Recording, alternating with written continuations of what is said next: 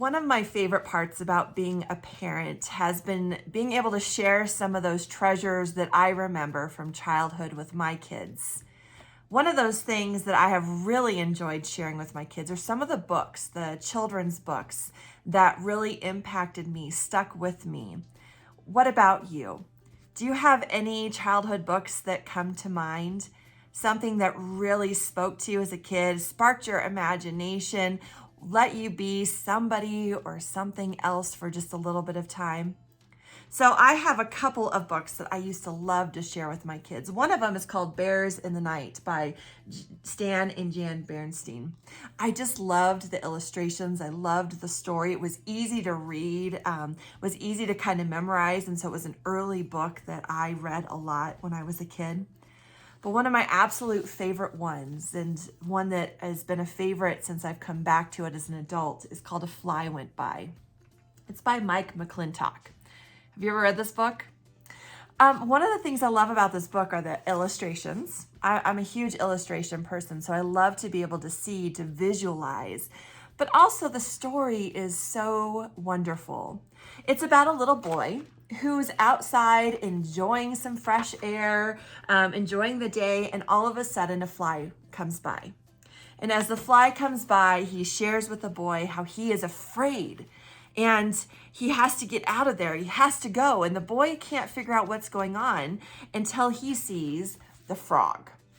And then the frog comes by, and as the fly keeps going, the frog comes up, and the boy asks him, "Why do you want to get that fly?" And the frog says, "I don't want to get that fly, but I'm being chased by something, and it's a cat." And so the frog goes away, and the cat's there, and the boy asks the cat, "Why do you want to chase the frog?" And he says, "I don't want to chase the frog. There's something after me, and it's a dog." And so the cat runs away, and the dog comes up, and he asks the dog, "Why do you want to catch the cat?" And he says, "I don't want to catch the cat. I'm running away from that pig." So it keeps repeating all of these lines as they go on and go on. The pig doesn't want to actually catch the dog, but he's running away because he's afraid of the cow and her baby. And so the little boy stops the cow and the baby, and he says, "Stop picking on them, you two. That's not okay." And they say, "We're not going after the pig. We're actually running away from the fox." And so the little boy catches up to the fox, and he's chewing him out now. "Shame on you. Shame on you for chasing those cows."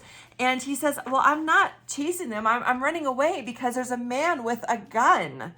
And so the fox runs, everything is running. The fly, the frog, all of it is just going. The boy finally catches up to the man. And as he catches up to the man, he's like, "Why do you want to kill that fox?" He said, "I don't want to kill that fox. I was in my home, and all of a sudden I heard a bump thump. And I ran because I was afraid." Well, the little boy stops as everybody else is running, and all of a sudden he sees that the bump thump was this lamb that had its foot stuck in a pail. And the lamb was just trying to get help, was just trying to ask if the man would be able to help out. And so the boy calls back the man and says, "Hey, here's the bump thump. You don't have to be afraid. It's a lamb, and he wants help. That's all." And so the guy comes back and he helps the lamb, but everything else is still running. They're still afraid of the thing that they think is chasing them. And so all of a sudden, the little boy yells, "Stop." And they all stop. And then they all find out what really caused all of the panic. And they're able to go along their happy ways back in peace. And the little boy is able to rest, looking at the lake and the sky. I just love this book because it's fascinating, it's interesting, it has a rhythm, but also it has such a great story, right? That a lot of times we don't know each other's stories. We assume that something is happening, someone is thinking badly about us, someone is talking bad about us, someone doesn't like us. We assume that things are a certain way in the world, but when we actually stop, when we're actually able to stop and ask questions, we might find out that the story that we've told ourselves doesn't really match the story that is being lived out in the world. Stories are so important for us. We know that we are a people of stories. These stories that we have been given to through the scriptures, these stories that have lived inside of us for years, even people who don't know God, don't have a faith, have heard some of these stories. So what's one of your favorite stories? What are the stories that you grew up that really sparked your imagination from the scriptures? What are the ways in which you remember those stories? And what are the stories now that you're an adult that are your favorites? Because sometimes they're different. So when I was growing up, I had this kids Bible, just like Pastor Laura was sharing about her kids Bible. I had this kids Bible that my grandma had given to me. It was a Catholic kids Bible. And the pictures, I wish I knew where it was. I would show it to you, but the pictures were so vibrant. And I remember opening those stories and seeing the pictures and it coming to life in my mind. And the one story that really was my favorite, because it really sparked my imagination, but now that I'm an adult, I'm not quite sure what that means. The story is one that we sometimes try to gloss over. It's the story of Abraham, who is asked to sacrifice his only son, Isaac. You remember that story? It's found in Genesis. And so Abraham takes his son and says they're going to go sacrifice a ram. And Isaac just trusts his dad, and they go up on the mountain, and he ties him up right about as he's about to kill him, sacrifice him. God speaks, says, stop. And there's a ram there for them to be able to sacrifice. I know, it's a really weird story for a kid to like, but I don't know, it sparked something in my imagination. So what's one of your favorite stories from growing up as a kid?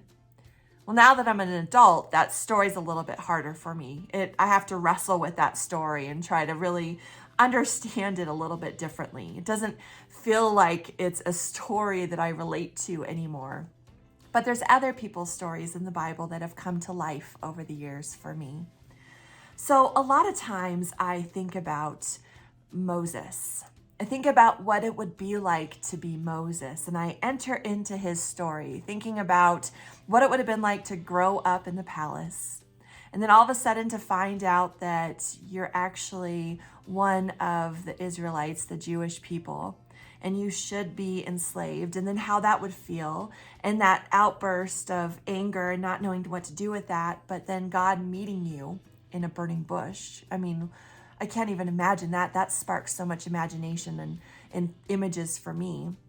And then going and facing Pharaoh, saying, let my people go, and the plagues, and then actually getting the people to be set free, and having to kind of rush and move away from them, and parting of that Red Sea, and then having to walk through the desert.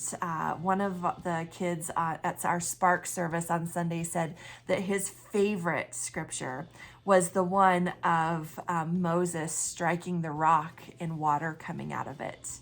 I mean, these stories, they just come to life. So I think about Moses' story. I think about how when he lived that story, if he knew that that story would be so important for so many people. I think about Ruth. I think about Esther.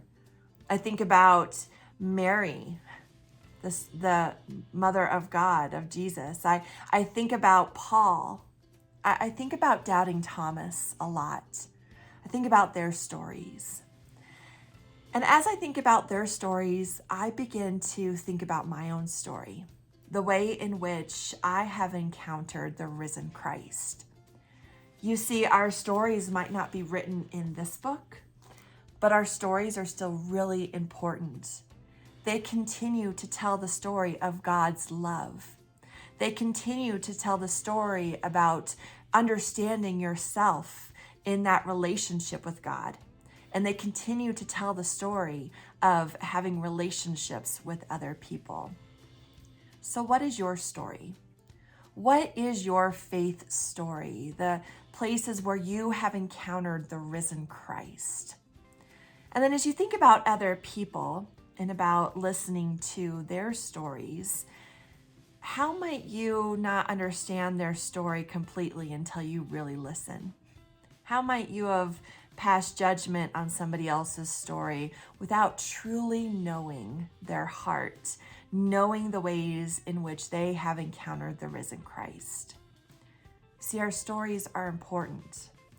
They're important not only to continue to share God's love in this world, to continue to invite people into looking at the ways God is a part of their lives, but our stories are also important because they help us relate with one another. When times are hard, when we are afraid, when things are overwhelming, when we're angry, when we're bitter, when we're judging on how others are acting, a lot of the time it's because we haven't stopped. We haven't asked about their story. We haven't been curious enough to learn and to wonder more. That's why this book is so important to me. Because the little boy sees what's going on, and instead of getting involved, instead of getting scared, instead of getting caught up in all of the commotion, and he does judge a little bit, but then he asks the question, why are you chasing that frog? Why are you chasing that cow? Why, whatever that is. And he learns that the story is not the story that he assumed or that the others had assumed is also. So my friends, as we're in this time in our country, in our world, in our denomination, let's be people of stories, of remembering the stories of our faith that ground us, the stories that share about God's love, about the wisdom of how to live our lives, about people being human and messing up, but redemption, and about how we're to relate with one another. Let us be a people of these stories, but let us also be a people of our stories, where we're sharing the ways in which God has been present with us, and we're listening to other people's stories so that we can understand them better. If we're able to do this, then maybe, just maybe, we'll be able to abide in God's love, abide in that story of love that can carry us through whatever may come our way.